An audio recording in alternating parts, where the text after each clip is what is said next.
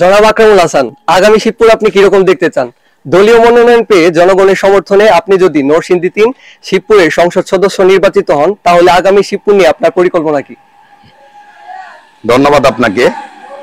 আসলে এখানে অনেকগুলি যদি প্রশ্ন আছে। যদি দলীয় মনোনয়ন নিশ্চিত হয় এবং জনগণ যদি আমাকে সমর্থন দিয়ে এই এলাকার সংসদ সদস্য নির্বাচিত করেন, তারপরও যদি থাকলেও আমি যেহেতু এই এলাকার জনগণকে নিয়ে কাজ করতে চাই, আমার শিবপুর এবং শিবপুরের জনগণকে নিয়ে বিশেষ পরিকল্পনা রয়েছে। আমার প্রথম লক্ষ্য হচ্ছে এই শিবপুরের প্রতিটি জনগণকেই আত্মনির্ভরশীল করে তাদেরকে আত্মমর্যাদাশীল হিসাবে গড়ে তোলা। যদি আমি প্রতিটি জনগণকে আত্মনির্ভরশীল করতে পারি, তাহলে প্রতিটি পরিবার থেকে প্রতিটি সন্তান শিক্ষা লাভ করার সুযোগ তৈরি হবে, তাদের স্বাস্থ্য সেবা নিশ্চিত হবে এবং আগামী দিনে আমাদের এই শিবপুরের প্রত্যেকটা সন্তানই এই প্রতিটি পরিবার এই শিবপুরের জন্য এবং সর্বোপরি দেশের সম্পদ হিসাবে তাদেরকে আমরা গড়ে তুলতে পারবো। আমাদের লক্ষ্য হচ্ছে এই শিবপুরের বেকারত্ব দূর করে আত্মনির্ভরশীল একটি সমাজ বা জনগোষ্ঠী তৈরি করা। সেই লক্ষ্যে আমরা বেকারদের জন্য কর্মমুখী শিক্ষা বা কারিগরি শিক্ষা এবং তথ্য প্রযুক্তির শিক্ষার মাধ্যমে তাদেরকে তারা যাতে আত্মকর্মসংস্থানমূলক কর্মকাণ্ডে সম্পৃক্ত হতে পারে এবং রাষ্ট্রীয়ভাবে বা ব্যক্তিগত উদ্যোগে তাদেরকে স্বল্প সুদে বা বিনা সুদে ঋণের বন্দোবস্ত করে তাদের আত্মকর্মসংস্থানের কার্যক্রম শুরু করতে পারে, সেই বন্দোবস্ত করব।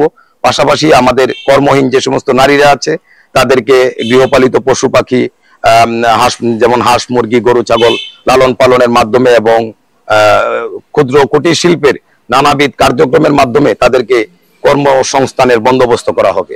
তাতে আমাদের পরিবারগুলি যদি অর্থনৈতিকভাবে সচ্ছল হয়, তারা তাদের সন্তানদের আগামী দিন যাতে সুন্দর হয় এই জন্য তাদের লেখাপড়ার বন্দোবস্ত করবে। এবং যেহেতু সরকারিভাবে বিনা বেতনে প্রাথমিক শিক্ষার বন্দোবস্ত আছে এবং পরবর্তী সময়ে কারিগরি শিক্ষাও যাতে তারা লাভ করতে পারে, সেরকম একটি চেইন আমরা তৈরি করব। এরকম একটি চেইনের মাধ্যমে যদি প্রতিটি পরিবার আত্মনির্ভরশীল হয়, তাদের স্বাস্থ্য সেবা তারা নিশ্চিত করতে পারবে এবং আমরা শিবপুরের প্রতিটি প্রান্তরেই স্বাস্থ্য প্রতিরোধমূলক যে ব্যবস্থা সে ব্যাপারে যথাযথ প্রশিক্ষণ এবং প্রচারের ব্যবস্থা করব। এবং যে 31 দফার মধ্যে আছে যে তাদেরকে বিনামূল্যে প্রাথমিক গুরুত্ব দেওয়া হয়েছে, প্রতিটি গ্রামে পাড়ায় যাতে ন্যূনতম একটি খেলার মাঠ থাকে, আমাদের সন্তানেরা যাতে লেখাপড়ার পাশাপাশি খেলাধুলার মাধ্যমে তাদের শরীর এবং মনের বিকাশ ঘটাতে পারে, তারা যাতে মাদকের মতো অপশক্তির মোকাবেলা করতে পারে এই খেলাধুলার মাধ্যমে।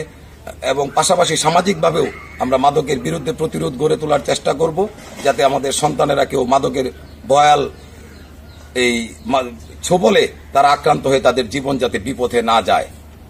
এমনিভাবে আমরা এই শিবপুরটাকে একটি সুন্দর স্বপ্নের শিবপুর হিসেবে গড়ে তুলতে চাই। পাশাপাশি আমাদের যেই গ্রামীণ অবকাঠামো আছে, সড়ক যোগাযোগ এবং অন্যান্য যে অবকাঠামো, সেই অবকাঠামো আমরা গড়ে তোলার চেষ্টা করব। তাহলে আমাদের ছোট ছোট ক্ষুদ্র এবং কুটির শিল্প এবং বিশেষ করে আমাদের এই অঞ্চলে পোলট্রি এই শিল্প যেভাবে বিকাশ লাভ করেছে, সমস্ত এই ক্ষুদ্র কুটির শিল্প এবং পোলট্রি শিল্পের বিকাশের মাধ্যমে আমরা আমাদের প্রতিটি পরিবার একটি অর্থনৈতিক সচ্ছলতার দিকে এগিয়ে যাব।